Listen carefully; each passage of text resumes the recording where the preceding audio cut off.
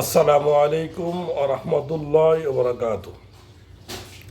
দুঃখজনক হলো সত্য, আসিফ নজরুল উপদেষ্টা তিনি তার বক্তব্যের মধ্যে সুন্দর এবং পরিষ্কার জাতির সামনে দিয়েছেন যে আওয়ামী লীগ এই জাতির লক্ষ্যে কাজ করতে পারবে না এবং করতে দিবে না। এই বিষয় আপনারা যদি বুঝতে পারেন, আমি মনে করি ওকে। আর যদি আপনারা বুঝতে না পারেন, আরও সময় লাগে, তাহলে আরও যে কত ঘটনা তারা করাবে, এই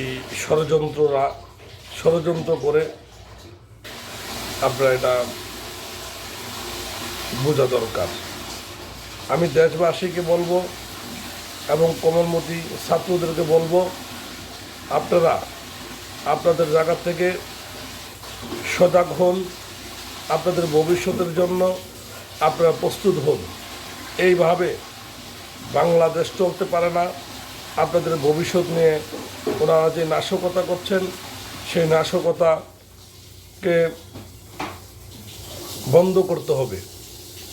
ধন্যবাদ সবাইকে।